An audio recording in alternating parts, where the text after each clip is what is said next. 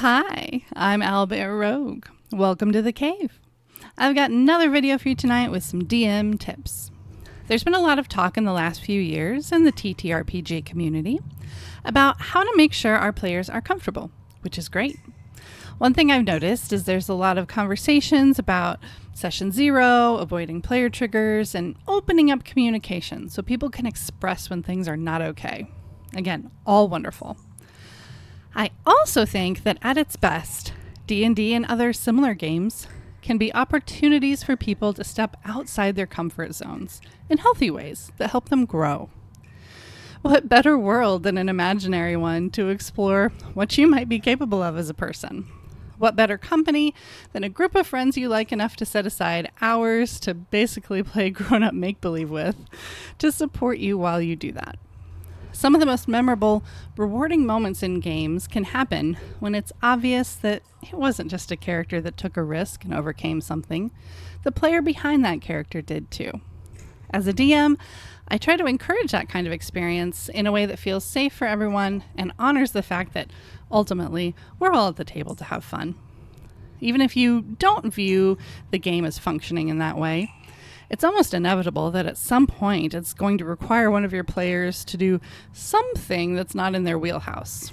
Maybe they're nervous about role-playing, having to improvise, talking in front of others, being the center of attention, or making decisions that affect other people. I don't know of any games that are going to let a person avoid all of those things. So here's some strategies I use to nudge, to ease, to gently coax my players out of their comfort zones like the beautiful little woodland creatures they are. Tip number 1, create a safe, accepting space. Before I start encouraging players to push the boundaries of their comfort zones, it's only fair that I have done my best to create a safe space for that to happen in. That includes all those normal player safety things we talked about. And it's especially important if you're playing with a group of people new to the game or people who are new to each other. I have some groups I play with where we've been friends for decades, and D&D is just the way we schedule time to hang out. But I am also notorious for putting together groups of people I've lured into D&D from totally different parts of my life. When that's the case and people are worried about just basically getting to know each other, it's not fair to put them on the spot with a bunch of strangers, no matter how friendly you know those strangers are.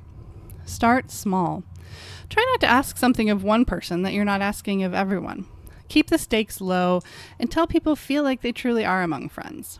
And help them feel like they're among friends. Give people time to chat outside of the game. Snack time can help, I'm just saying. Snacks. Set up scenarios in the game that let them work as a team. Quickly and decisively address any antisocial behavior from other players at the table. That's why you did a lot of that session 0 work about expectations to begin with. Most of all, give it time. And that brings us to tip number 2. Create low-stakes situations and asks to ease everyone in. Let them warm up to the idea of taking risks with each other.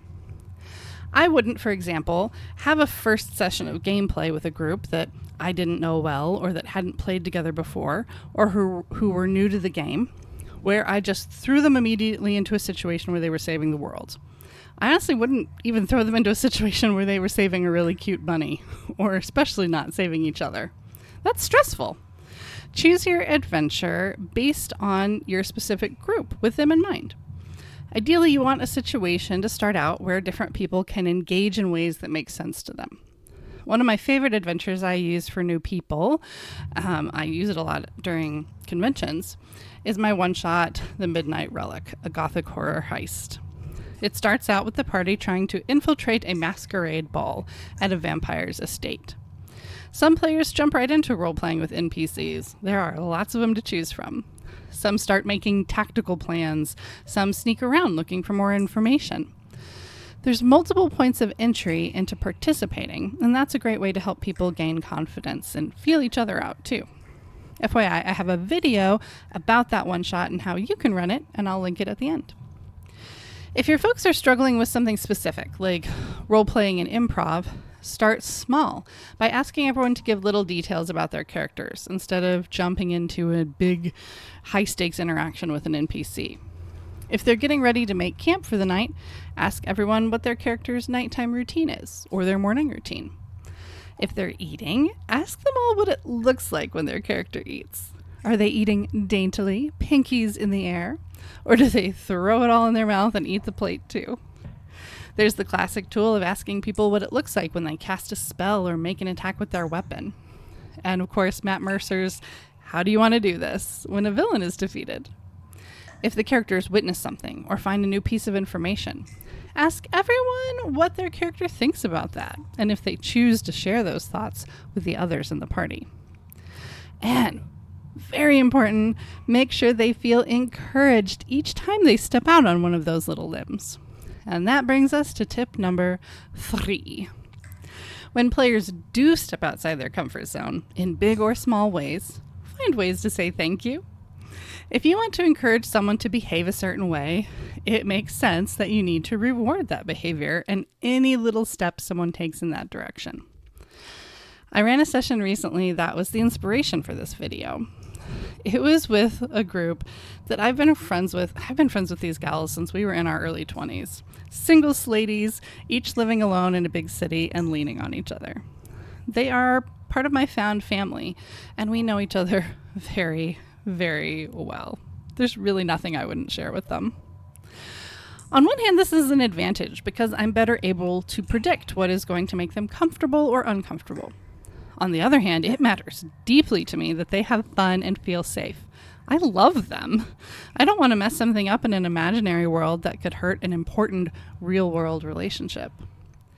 We've been playing my Filled World campaign for months now. We started at my favorite level to start things at, level 3. And with the events of this particular session, they bumped up to level 9. So it had been a minute. Without getting too detailed, they were in a dungeon created by the hill giant god, Grolantor. A nasty fellow. You can find out a lot about him on the internets. I did not create him, but I did create this dungeon.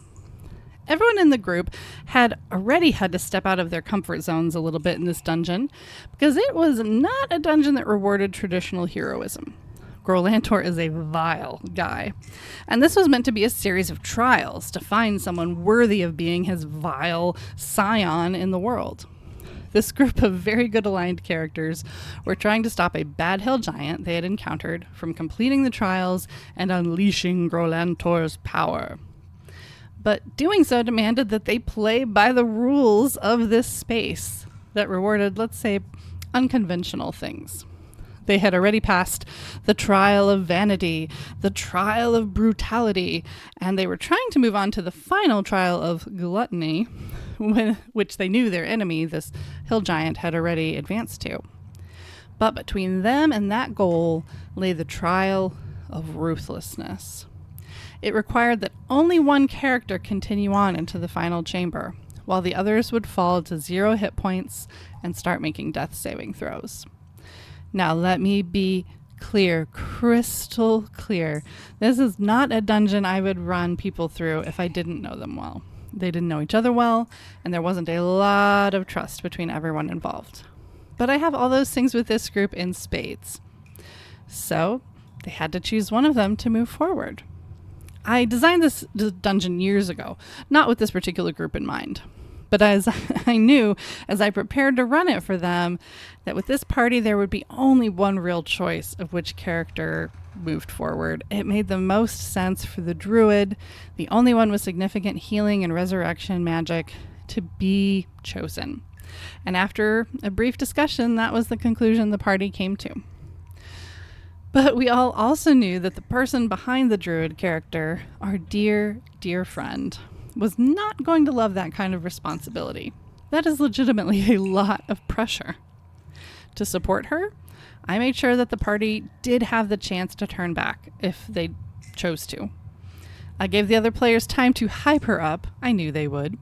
And I kind of threw regular metagaming rules out the window and let them talk above table to advise her.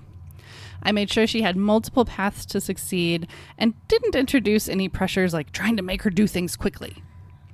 She was definitely not comfy cozy, but she did it, and she succeeded spectacularly. It was a breathless, exciting encounter where, through cleverness and luck, the bad guys were defeated and the party escaped by a hair's breadth. It's the kind of D&D I dream about, and we'll be talking about it for years to come. Afterwards, I made sure that the reward was equal to the huge risk my friend and her character had bravely taken on. Everyone leveled up. She got a permanent +1 to her strength from her brush with Grolantor's power, and maybe some other powers that could manifest down the road. And her teammates showered her with praise.